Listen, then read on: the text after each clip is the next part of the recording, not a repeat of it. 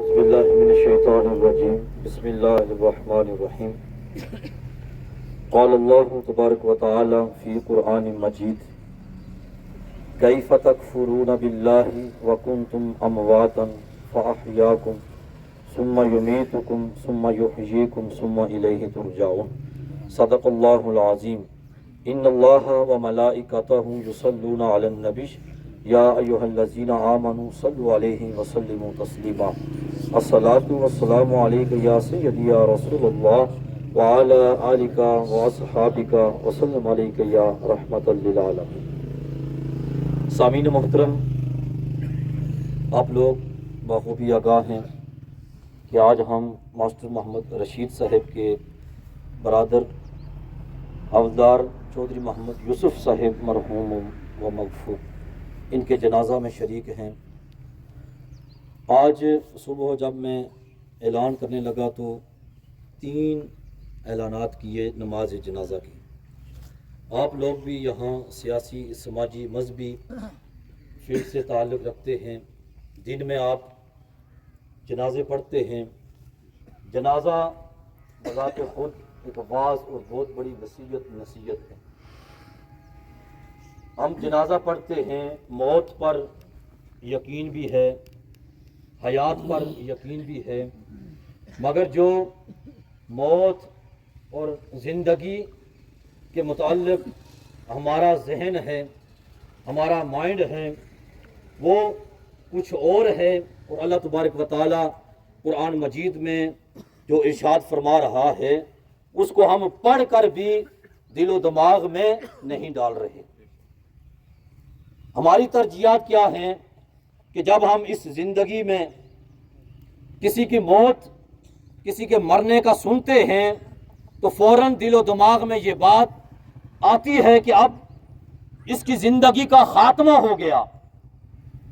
مگر یاد رکھیں، جس طرح اس زندگی کی ابتدا اس زندگی سے نہیں، اسی طرح یہ موت بھی زندگی کی انتہا نہیں۔ اور سامعین محترم، جب ہم قرآن کو دیکھتے ہیں تو قرآن فرماتا ہے خلق الموت والحیات لیبلوکم ایکم احسن عملا۔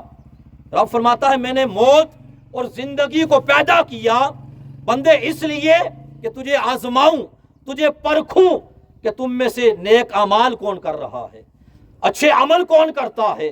تو سامعین محترم، اب قرآن کا اسلوب دیکھیں کہ جب قرآن نے موت اور زندگی کا ذکر کیا تو سب سے پہلے موت کا ذکر کیا اور اس کے بعد زندگی کی تعریف کی۔ یعنی قرآن ہمیں پیغام دے رہا ہے کہ بندے یاد رکھ، دنیا میں اسی کا عمل رب کی بارگاہ میں قبول ہونے والا ہے، دنیا میں وہی شخص کامیاب ہونے والا ہے، اور اس دنیا سے جا کر برزخ کے معاملات میں وہ فلاح پانے والا ہے جو زندگی میں رہتے ہوئے سب سے پہلے موت کو سامنے رکھے اور اس کی تیاری کرتے کرتے زندگی کو بسر کرے۔ یعنی جب بھی قدم اٹھے تو قدم اٹھانے سے پہلے سوچے کہ یہ قدم میں اٹھا رہا ہوں، اس سے جو میری موت آنے والی ہے وہ بہتر ہوگی کہ باعث عذاب بنے گی۔ میں جو کال کر رہا ہوں، جو فیل کر رہا ہوں، جو زندگی کے معاملات سر انجام دے رہا ہوں، جب تک بندہ موت کو سامنے نہیں رکھتا اس وقت تک نہ وہ زندگی اس کے لیے کامیابی کی ضامن ہے اور نہ موت اس کے لیے باعث فلاح و کامیابی کی ضامن ہو سکتی ہے۔ سامعین محترم، قرآن کا سب سے پہلے اسلوب جو ہمارے سامنے آ گیا کہ موت کو زندگی سے پہلے رکھ کر بندہ پھر اس زندگی کو گزارے اور موت کی تیاری کرے۔ سامعین محترم، میں نے جو آیت مبارکہ آپ کے سامنے پیش کی، اللہ تبارک و تعالی فرماتا ہے کیف تکفرون باللہ، کہ تم اللہ کا انکار کیسے کر سکتے ہو، اس کا کفر کیسے کر سکتے ہو، کنتم امواتا فاحیاکم۔ سامعین محترم، اب بڑی توجہ کے ساتھ سماعت کریں کہ اللہ تبارک و تعالی اس آیت کریمہ میں انسان کے زندگی کے مراحل کا ذکر کر رہا ہے۔ اللہ تبارک و تعالی اگر سامعین محترم ہمارے دل و دماغ میں یہ بات ہے کہ یہ زندگی سب کچھ ہے اور یہ موت خاتمہ ہے، تو یاد رکھیں یہ ہماری وہم اور یہ ہماری غلط فہمی ہو سکتی ہے۔ قرآن زندگی اور موت کی کچھ اور حقیقت بیان کر رہا ہے۔ قرآن فرماتا ہے بندے یاد رکھ اس دنیا میں آنے سے پہلے کنتم امواتن کہ تمہاری حالت یہ تھی کہ تم حالت موت میں تھا۔ اب سامعین محترم، اس زندگی سے آنے سے قبل اللہ تبارک و تعالیٰ نے ایک ایسی زندگی کا ذکر کیا ہے جو انسان عالم ارواح میں بسر کر کے آیا ہے۔ یہاں جب آیا تو انسان کو اللہ نے وجود عطا کیا، بشر بنایا۔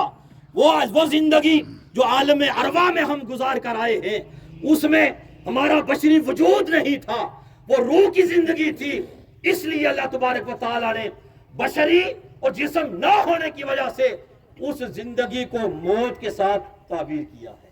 یعنی وہ جو موت تھی زندگی، مگر اللہ نے اس کو حالت موت میں تشبیہ دے کر فرمایا کہ انسان تیری حالت یہ تھی کہ تم عالم ارواح میں زندگی بسر کر رہا تھا، پھر اللہ نے چاہا کہ تجھے اس عارضی دنیا میں بھیجا جائے۔ اللہ نے فرمایا کنتم امواتن کہ حالت موت سے نکالا، فاحیاکم تمہیں پھر یہ زندگی عطا کی۔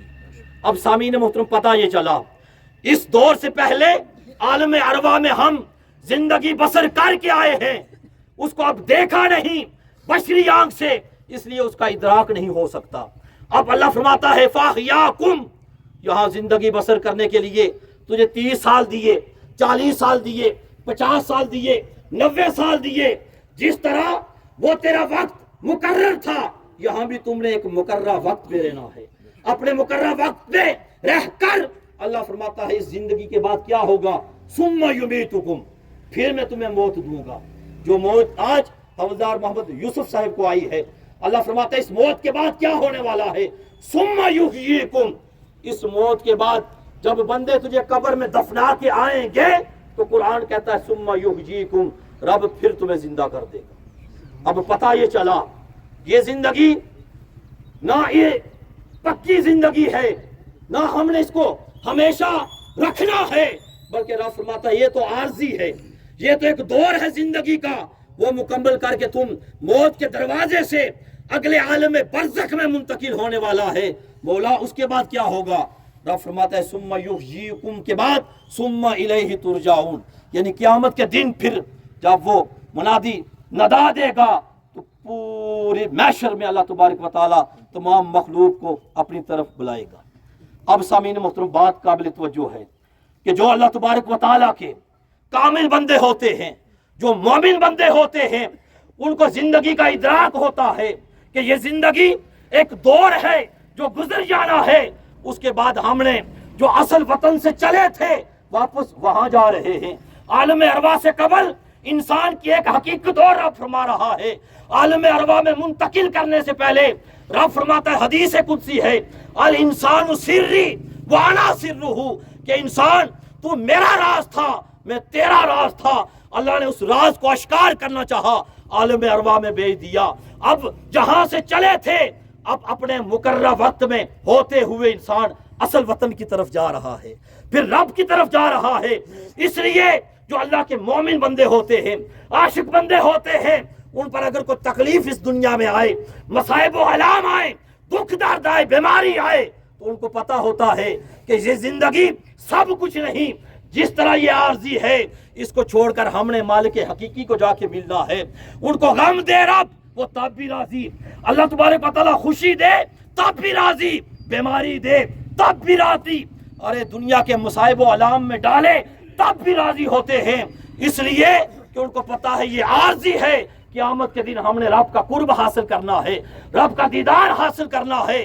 یہی وجہ ہے کہ آقا علیہ الصلوۃ والسلام نے فرمایا کہ جب بندہ مومن، بندہ مسلمان، اللہ تبارک و تعالیٰ کے شریعت پر عمل کرنے والا جب رب کی بارگاہ میں پیش ہوگا تو فرشتوں کو رب حکم دے گا کہ یہ میرا بندہ میری رضا میں راضی رہا، اس کو جنت عطا کر دی جائے۔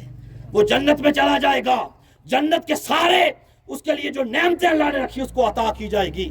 اس کے بعد پھر جب اللہ چاہے گا ان سے پوچھے گا، او میرے بندو دنیا میں میری خاطر مصائب و آلام برداشت کرنے والوں، دکھ درد برداشت کرنے والوں، آج اس کا سیلا میں نے دیا ہے کہ جنت عطا کی ہے، راضی ہو، خوش ہو، تو وہ عرض کرے گے مولا ہم نے اس جنت کے لیے تجھے نہیں پکارا، ہم نے اس جنت کی کبھی تمنا ہی نہیں کی۔ مولا تو جنت عطا کر تیری رضا، تو نہ عطا کر تیری رضا۔ دنیا میں غم دیے ہم نے پرواہ نہ کی، بیماری دی ہم نے پرواہ نہ کی، سب کچھ دیا ہمیں اس سے کوئی غرض نہیں۔ مولا ہم تو تیرا قرب، تیرے دیدار کے لیے یہاں پہنچے ہیں۔ تو رب فرشتوں کو حکم دے گا، فرشتوں اب دیکھ لو بندے جنت نہیں مانگ رہے، مجھ رب کا دیدار مانگ رہے ہیں۔ فرشتوں آؤ میرے اور ان نیک بندوں کے درمیان سے پردے ہٹا دو۔ اب سارے حجابات عظمت اٹھ جائیں گے، پردے مٹا دیے جائیں گے۔ اب رب اپنی شان کے مطابق ان مومن بندوں کو تکے گا، اور وہ بندے اپنی اپنی ایمان کی حیثیت کے مطابق رب کا دیدار کریں گے۔ سامعین محترم، یہ لمحات زندگی کے عارضی ہیں، اس لیے ان کو عارضی سمجھ کر اللہ تبارک و تعالیٰ کی رضا میں راضی رہ کر انسان کو عالم برزخ اور اس ابدی زندگی کی تیاری کرنی چاہیے، تب جا کر بات آسان ہوگی۔ ورنہ اگر گلے شکوے زبان پر رہے تو پھر وہ سارے مصائب و علام، دکھ درد بیماری جو انسان مسلمان کے لیے باعث رحمت باعث بخشش ہے، وہ الٹا پھر باعث عذاب بن جائے گی۔ اللہ تبارک و تعالیٰ عمل کی توفیق عطا فرمائے۔